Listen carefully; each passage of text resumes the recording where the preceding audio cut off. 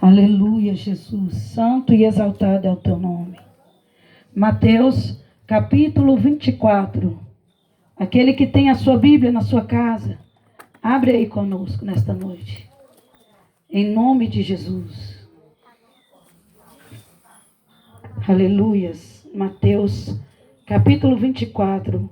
O versículo é 36. Já foi confirmada esta palavra aqui nesta noite, amém? Aleluias. Deus tem falado muito sobre a volta dele.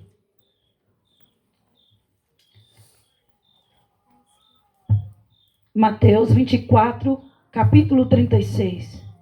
Porém, daquele dia e hora ninguém sabe, nem os anjos do céu, nem o Filho, mas unicamente o Pai. E como foi nos dias de Noé, assim será também a vinda do Filho do Homem. Porquanto assim como nos dias anteriores ao dilúvio, comiam, bebiam, casavam-se e davam-se em casamento, até o dia em que Noé entrou na arca. Aleluias, glória a Deus.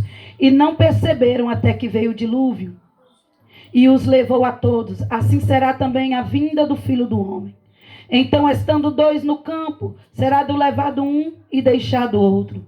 Estando duas moendo na moinha, será levada uma e deixada a outra.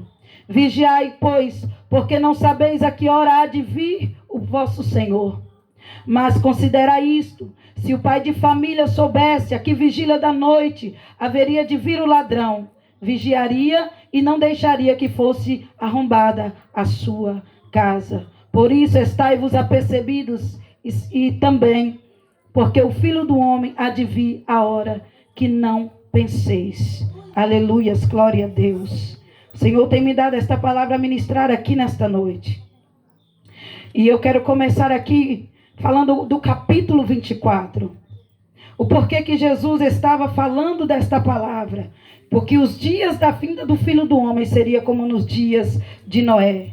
E aqui no capítulo 24, a palavra do Senhor, ele vai começar com um questionamento. Os discípulos vão falar: Jesus, olha este templo. Capítulo 24, versículo 1. Os discípulos vão chegar para Jesus e vai dizer: Jesus, olha este templo. E aí Jesus vai olhar para ele e vai dizer: olha, este templo que foi construído, não ficará pedra sobre pedra. E eles dizem: mas Senhor, olha que templo é este que nós construímos aqui, muito forte, muito grande.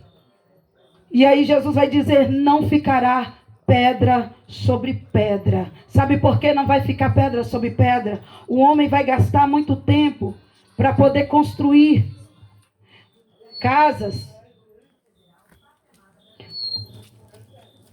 Aleluias. O homem vai gastar muito tempo para construir casas.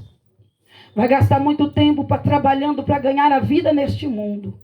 E Jesus estava dizendo ali para os discípulos: olha, busquei primeiro o reino dos céus e a sua justiça, e as outras coisas vos serão acrescentadas. Tudo aquilo que foi construído pelas mãos dos homens, isso não ficará pedra sobre pedra. O homem gasta muito tempo preocupando com seu bel prazer, com as suas vontades, e esquece de guardar a palavra de Deus, e esquece de buscar o reino dos céus para salvar a sua alma. E eles dizendo isso, passando-se um tempo, a Bíblia vai dizer que eles vão para o Monte das Oliveiras, e ali eles vão começar a fazer uma pergunta a Jesus. E estando assentado no Monte da Oliveira, chegaram-se a ele os seus discípulos, em particular dizendo: dize-nos quando será estas coisas, e que sinais há de vir da tua vinda neste mundo. Jesus respondendo disse-lhe: acautelai-vos que ninguém vos engane, porque muitos virão em meu nome dizendo: eu sou Cristo, e enganarão a muitos. Os discípulos vão se reunir no Monte das Oliveiras e vai começar a perguntar: Senhor, mas quando será estas coisas? Quando que virá essa destruição sobre a terra? E Jesus vai dizer: acautelai-vos que ninguém vos engane, porque muitos virão em meu nome, muitos virão e dirão: eu sou Cristo. E aí a Bíblia vai dizer que Jesus vai continuar pregando no Monte das Oliveiras, ensinando os seus discípulos e dizendo: ouvireis de guerras, de rumores de guerras. Olhai e não vos assusteis, porque é mister que tudo isso aconteça, e ainda não é o fim. Porquanto se levantará nação contra nação, e reino contra reino, e haverá fomes, pestes e terremotos em vários lugares. Jesus pregando começa a dizer para os discípulos que quando estivesse próximo à sua vinda, essa situação estará acontecendo sobre a terra. Porquanto se levantará nação contra nação. Um país vai entrar em guerra contra o outro. Os homens vão se reunir uns contra os outros em guerra. E haverá fomes e pestes, terremotos em vários lugares. A Bíblia não está dizendo que é em todos os lugares, mas a Bíblia está afirmando que quando estiver prestes a volta do Filho do Homem, que é Jesus Cristo, vai haver fomes e vai haver pestes em vários lugares. Esta doença que hoje chama Covid é um sinal da vinda do nosso Senhor Jesus Cristo, porque ele disse que a peste se espalharia sobre vários lugares na terra. A fome que tem alcançado a África, a fome que tem batido sobre a terra, também é um sinal da volta do nosso Senhor Jesus Cristo. E ouvirei de terremotos em vários lugares. A Bíblia está dizendo que vai haver terremotos. E já ouvimos falar que já houve terremotos em alguns países nesta terra. E Jesus falou que isto seria como sinal da sua vinda. Mas todas estas coisas são o princípio das dores. Então vos hão de entregar para seres atormentados, e matar-vos-ão, e serão odiados de todas as gentes por causa do meu nome. Jesus falava para os discípulos que era a igreja que Jesus estava implantando sobre a terra. Hoje essa igreja é eu e você que está aqui pregando. É aquele que entregou a sua vida a Jesus. Jesus está dizendo que quando ele estivesse prestes a voltar, o mundo vai nos perseguir, o mundo vai nos odiar, e nós seremos perseguidos, nós levantaríamos uns contra os outros. A Bíblia está dizendo que dentro da igreja, uns irmãos, por se esfriar a iniquidade, se levantarão contra os outros. E hoje, dentro das igrejas, nós podemos ver que isso já acontece no meio dos crentes. Jesus falou que no meio do povo dele, muitos irão levantar em traições uns contra os outros, vendendo-os e entregando nas mãos dos inimigos. E isso já está acontecendo. Mas Jesus disse: aquele que perseverar até o fim, este será salvo. E surgirão muitos falsos profetas e enganarão a muitos. E por se multiplicar a iniquidade, o amor de muitos se esfriará. Mas aquele que perseverar até o fim, este será salvo. Jesus começa esse capítulo 24 ensinando para os discípulos sinais que havia de vir sobre a terra quando estivesse próximo à vinda do Filho de Deus. E Jesus falava isso para os discípulos, para mostrar para eles: olha, eu não sei o dia, ninguém sabe, somente o meu Pai. Mas eu posso deixar para vocês alguns sinais de que quando estas coisas estiverem acontecendo, eu estou à porta. Eu estarei à porta para voltar, para buscar a minha igreja. Essa será a segunda vinda de Jesus sobre a terra. E Jesus continuou pregando aos discípulos e ensinando para que hoje nós pudéssemos saber disso. Porque os discípulos, ele veio passando para a geração da igreja. E agora ele vai falar da grande tribulação. E ele vai dizer: quando, pois, virdes que as abominações e as desolações que falou o profeta Daniel estão no lugar santo, quem lê, que entenda. Então os que estiverem na Judeia, fuja para os montes. E o que estiverem sobre os telhados, não desça a tirar alguma coisa da sua casa. Quem estiver no campo, não volte atrás a buscar as suas vestes. Mas ai das grávidas e das que amamentam naqueles dias. Orai, para que a vossa fuga não aconteça no inverno, nem no sábado, porque haverá tão grande aflição como nunca houve desde o princípio do mundo. Até agora nem tão pouco haverá jamais. E se aqueles dias não fossem abreviados, nenhuma carne se salvaria. Mas por causa dos escolhidos serão abreviados aqueles dias. Então, se alguém vos disser: eis que o Cristo está aqui, ou ele está ali, não lhes deis crédito, porque surgirão falsos cristos cristos, falsos profetas, e enganarão a muitos. Eis que eu vos tenho predito. Porém, se vos disserem, eis que ele está no deserto, não saiais. E eis que ele está no interior da casa, não acrediteis. Porque assim como o relâmpago sai do oriente e mostra ao ocidente, assim será também a vinda do Filho do Homem.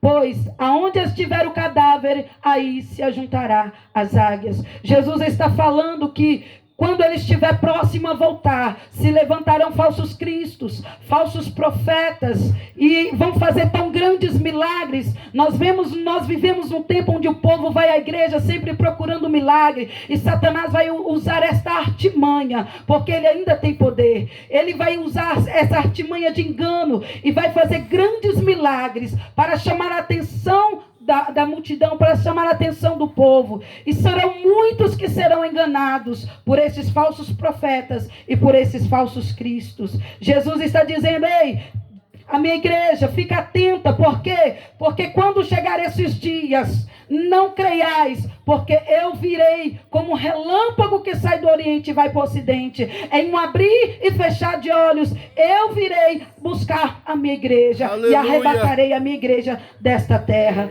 Ele não vai estar aqui na terra andando de um lado para o outro, fazendo milagre. Não. Se Jesus vai voltar, ele vai voltar de uma vez só para arrebatar a sua igreja. Aleluias, glória a Deus. E a Bíblia vai dizer que o sermão, ele continua falando da vinda do Filho do Homem.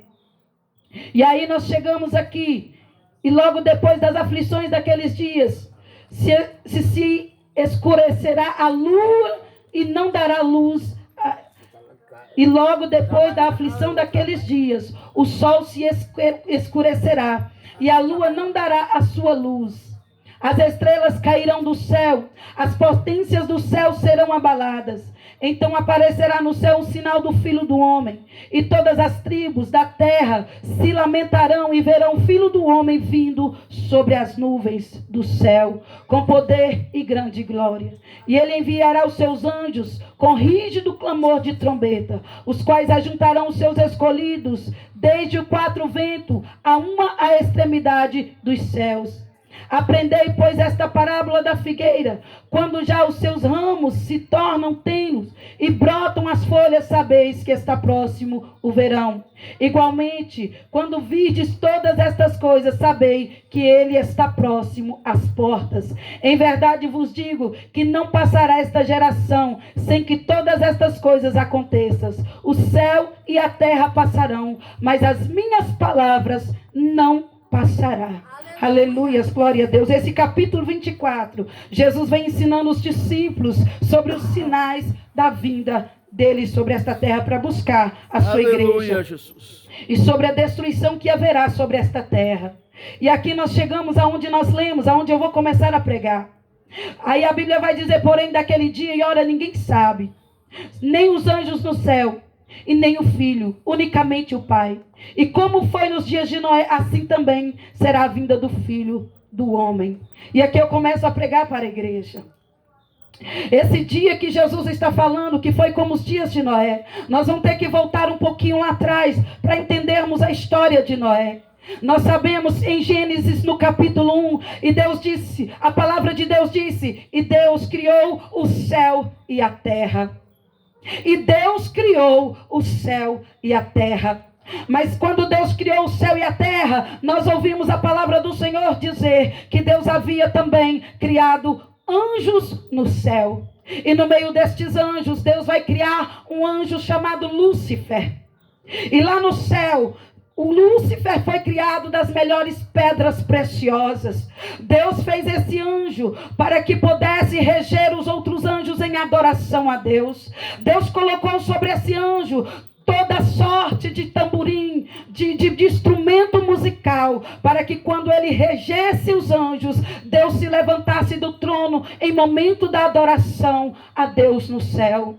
A Bíblia vai dizer que Deus preparou uma terra, e essa terra foi feita de pedras preciosas, de pedras valiosas, e ali ele colocou esse anjo chamado Lúcifer, e colocou também aqueles anjos para que eles pudessem adorar a Deus. E Lúcifer regia aqueles anjos, e Lúcifer regia aqueles anjos de uma forma tão bela, que quando aqueles anjos começavam a adorar a Deus, Deus se levantava do trono e liberava a sua glória sobre a terra. Deus se agradava tanto daquela adoração, que Lúcifer começou a se sentir uma soberba, um orgulho grande no seu coração. Ele começou a se achar que é importante, e ele começou a olhar para Deus e olhar que Deus se agradava dele, e ele começou a olhar para os anjos, e os anjos se agradavam da forma que ele regia aquele coral. E aí ele então intentou no seu coração, e ele disse: eu serei como Deus, eu subirei e instaurarei o meu trono ao lado do de Deus. E ele então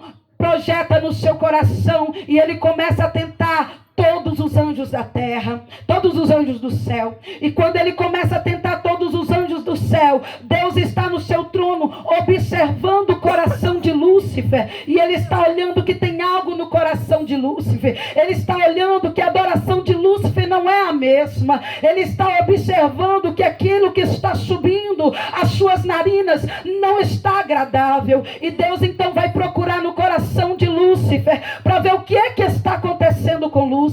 Lúcifer deixou a soberba subir em seu coração, e ele começou a desejar a ser grande. Ele não aceitou a terra de pedras preciosas que Deus fez para ele. Deus fez ele o anjo mais belo do céu. Ele achou que era pouco. Tudo que Deus deu para ele, todo o instrumento de música que Deus deu para ele, ele achou que era pouco. O que ele queria era ser como Deus. Ele colocou em seu coração a ser como Deus, e ele começou a projetar, a instaurar um trono ao lado do de Deus. E quando ele projeta no seu coração, Deus sente no trono, porque subiu sobre as narinas de Deus um odor fétido. Porque quando o pecado começa a entrar, é assim que ele chega diante de Deus, como um odor fétido às narinas de Deus. E Deus vai observar o coração de Lúcifer, e Lúcifer vai começar a tentar todos os anjos do céu. E Lúcifer então começa a chamar os anjos e a dizer: olha, eu não sou como Deus,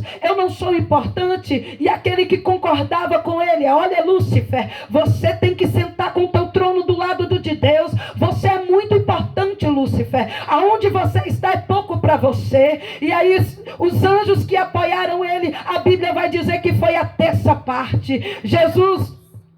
Deus vai falar que a terça parte dos anjos então vai ficar com Lúcifer. A terça parte dos anjos vai concordar com a atitude de Lúcifer, de querer instaurar o seu trono ao lado do de Deus. E Deus então vai olhar, e quando ele conquistou, é porque é assim, quando nós queremos nos rebeliar contra alguém, a gente não vai sozinho. Já reparou como é que funciona? A gente, quando não vai com a cara do pastor, a gente, quando não vai com o líder no trabalho, a gente quer chamar força, a gente quer chamar reforço. Aí quem quer se rebelar contra a autoridade é desta forma. Ele vai chegar em um, vai chegar em dois, vai chegar em três, e vai dizer: vamos comigo, você não concorda comigo? Não é bem assim. É assim que Lúcifer fez. Ei, meu irmão, quando você se reúne em união contra um líder espiritual, contra alguém que Deus levantou, quando você fala mal de uma liderança que Deus levantou, Deus olha para você e vê a imagem de Lúcifer,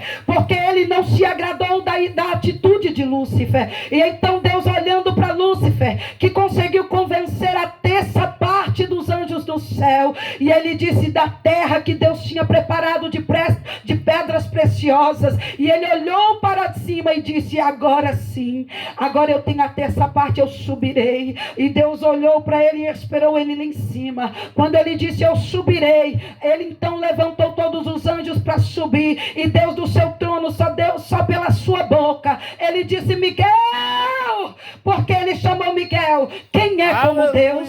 Quem é como Deus? Quem ousa sentar numa cadeira que eu não coloquei? Quem ousa tentar ocupar um lugar que eu não chamei? Quem ousa? Quem é esse que vem? Quem é como Deus? não há ninguém como Deus. E Lúcifer queria ser como Deus. E quando Deus chama Miguel, Miguel desembaia a sua espada e desce para guerrear, aleluia, nas galáxias, porque pecado não entrou no céu, porque Lúcifer não alcançou o céu, porque pecado não entra no céu. E quando Miguel desce para guerrear nas galáxias e combater Satanás, a Bíblia vai dizer que Jesus vai dizer: e eu vi Lúcifer caindo como raio sobre a terra. E a Bíblia vai dizer que Lúcifer foi vencido pelo Miguel. E Miguel lançou ele de cima para baixo. E quando ele cai como raio sobre a terra, que Deus tinha feito de pedras preciosas, houve uma tão grande explosão sobre a terra. Muitos dizem por aí que é o Big Bang. É o cientista que diz que é o Big Bang, mas não. Era a queda de Lúcifer que explodiu a terra. E agora, quando a queda de Lúcifer destrói a terra, Deus vai falar assim: e a terra era sem forma e vazia, Deus. E o Espírito de Deus pairava sobre a face das águas. A terra era sem forma e vazia, e o Espírito de Deus pairava sobre a face das águas. E agora, depois que Lúcifer é vencido pelo anjo Miguel, que ele cai de cima para baixo, que ele bate sobre a terra e a terra se explode, a terra se destrói. As pedras preciosas que hoje nós encontramos com dificuldade por baixo da terra, foi por causa desta destruição. Lúcifer foi lançado do céu para a terra, e a terra foi destruída, e agora a terra está sem forma, agora a terra está vazia, aleluias, glória a Deus, e o Espírito de Deus está pairando sobre a face das águas. E a Bíblia vai dizer em Gênesis, no capítulo 2, que o Espírito de Deus agora está pairando sobre aquela terra destruída, aquela terra que está coberta por águas, e ele está procurando alguma coisa. O que é que Deus está procurando? Ele começaram a lembrar da adoração de quando Lúcifer adorava e regia aqueles anjos e subia como cheiro suave às suas narinas. E Deus olhando para aquela destruição, e Deus olhando porque que Lúcifer, um anjo que recebeu livre-arbítrio, decidiu então pecar contra Deus. E agora ele olha para a terra, e aquela terra destruída, e Deus então começa a trabalhar, e ele disse: eu vou fazer outro projeto, eu vou fazer outro projeto. E Deus então, com a sua voz e com o seu poder, vai dizer: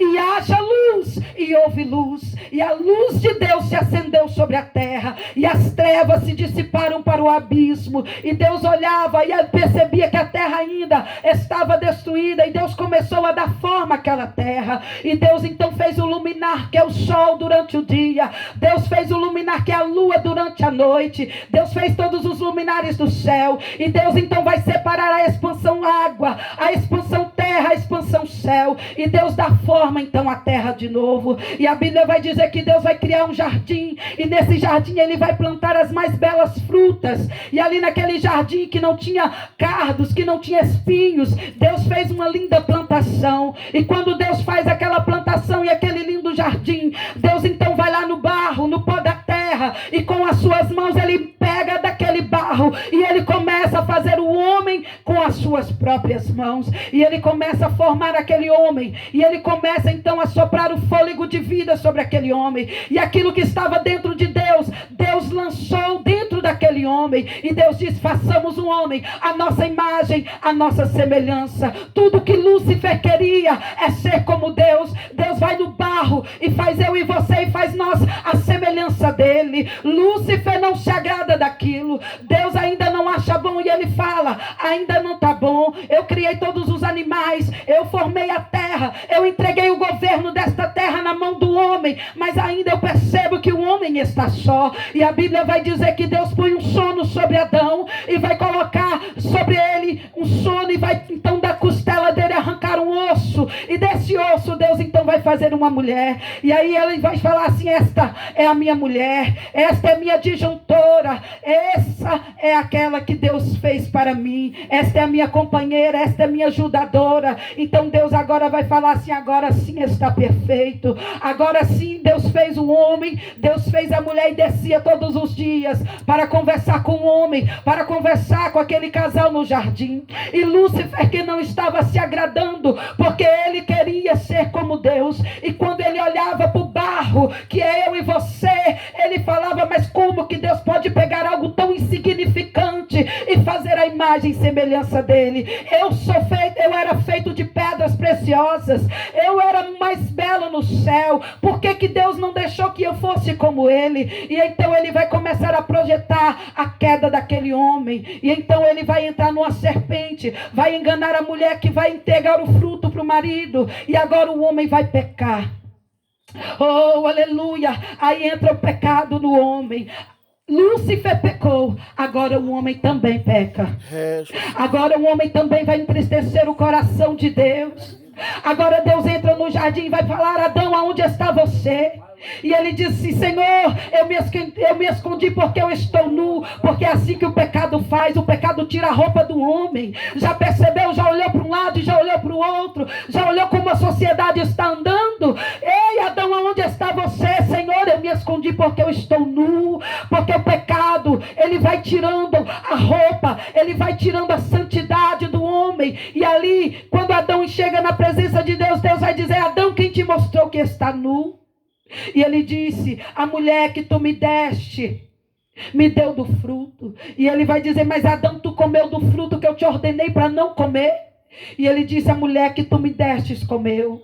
E agora Deus então vai ter que lançar um castigo sobre o homem.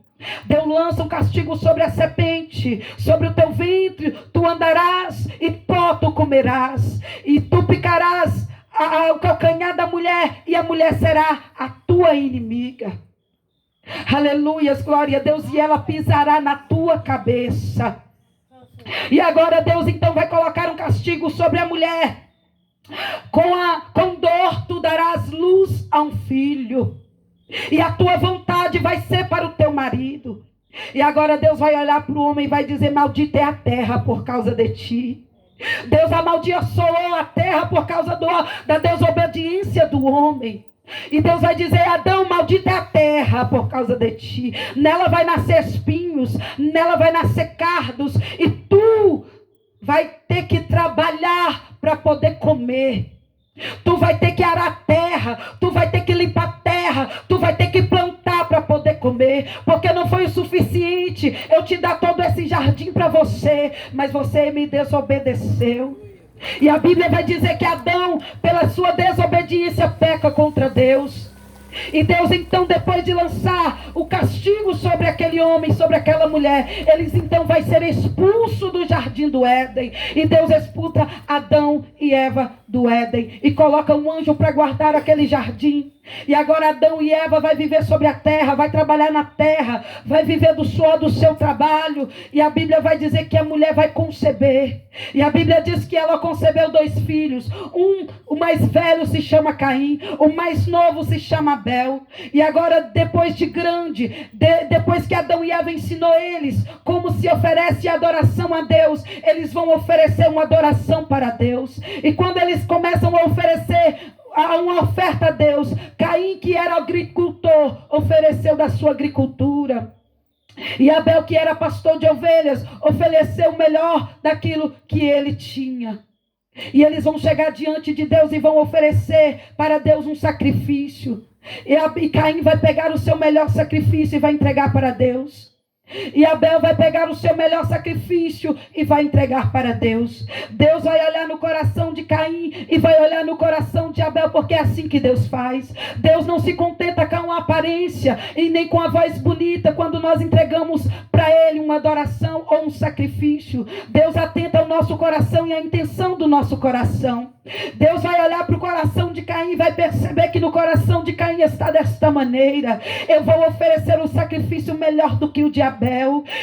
O que eu vou dar para Deus vai ser melhor do que o de Abel. E Deus vai olhar no coração de Abel e desta maneira Ele vai ver: Senhor, o que eu tenho eu estou te oferecendo, este é o meu melhor. Senhor, o que eu tenho eu estou te oferecendo, este este é o meu melhor. Caim está aqui dizendo, eu vou oferecer um sacrifício melhor do que o de Abel. E Deus então vai olhar para aqueles dois irmãos e vai dizer, Caim, eu não recebo o teu sacrifício. E ele vai olhar para Abel e vai dizer, Abel, eu recebo o teu sacrifício. Porque é desta maneira, quando entramos para entregar um sacrifício diante de Deus, não temos que olhar para o nosso irmão do lado, não temos que querer fazer melhor do que ninguém, simplesmente temos que dar o nosso melhor nas nossas condições, porque eu tenho certeza que Deus, ele vai receber o nosso sacrifício. Depois de Caim e Abel, agora Caim vai revoltar contra Deus, porque Deus recebeu o sacrifício de Abel e não recebeu o seu sacrifício.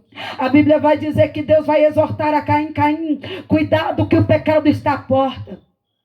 Ei, Caim, vence esse sentimento dentro de você. Ei, Caim, não deixa sair para fora esse sentimento. Fica firme, Caim, faz outro sacrifício, mas não, cuidado com esse sentimento dentro de você. Aí Caim não vai prestar atenção na exortação de Deus. E então agora ele vai abraçar o seu irmão e vai chamar o seu irmão para ir para o campo. E no campo ele vai tirar a vida de Abel. E a Bíblia vai dizer que pela primeira vez na terra vai acontecer o homicídio sobre a terra. E Caim mata o seu irmão por inveja, porque Deus recebeu o seu sacrifício e não recebeu dele. Deus vai expulsar Caim da sua presença. E a palavra de Deus vai continuar pregando e Deus vai ficar sem falar com o homem. Adão e Eva vai ter outro filho chamado Sete. E Sete agora vai crescer e vai ter comunhão com Deus. E Adão e Eva vai ensinar para Sete a adoração a Deus. E a Bíblia vai dizer que Sete andou com Deus. E a geração de Sete começou a adorar a Deus. E Deus se agradou da geração de Sete, que chamou eles de filhos. E a geração de Sete foram os filhos de Deus. E a Bíblia vai dizer que aquela geração começou a crescer. E Deus se agradava daquela geração. Só que também a geração de Caim, que Deus tirou da presença dele, começou a se crescer. E a Bíblia vai dizer que os filhos de Deus olharam para as filhas do homem. A descendência de Caim se encontra com a descendência de Sete. E Deus vai falar que não se agrada daquela mistura. E a Bíblia vai dizer que os filhos de Deus começaram a tomar os filhos do homem. E as mulheres começaram a casar com aquelas mulheres, porque viram que aquelas mulheres eram belas, e então pegaram aquelas mulheres para si, para casar, e geraram filhos, e os filhos eram maus.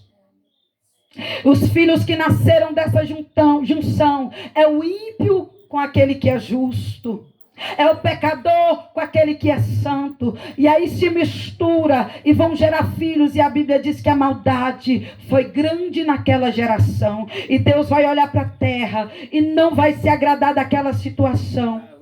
E quanto mais crescia aquela população, mais a maldade no coração daquele povo crescia. E Deus olhava para o coração daquele povo, e aquele povo era mau, não tinha amor uns para com os outros. A maldade era grande, o pecado se espalhou, a fornicação, começou o adultério, e começou então um grande pecado diante de Deus. E Deus então vai olhar para a terra e vai dizer: me arrependo de ter feito o homem sobre a terra. Deus então vai se arrepender de ter criado o homem por causa daquela junção, por causa daqueles pecados. E Deus vai começar a olhar para a terra e vai dizer: este homem não vai viver muitos anos, eles vão viver agora 120 anos. Deus vai dar então para aqueles homens 120 anos, e Deus então deixa eles, e eles vão crescendo, e à medida que eles vão crescendo e populando a terra, a Bíblia vai dizer que a maldade e o pecado aumenta no meio deles, e Deus não se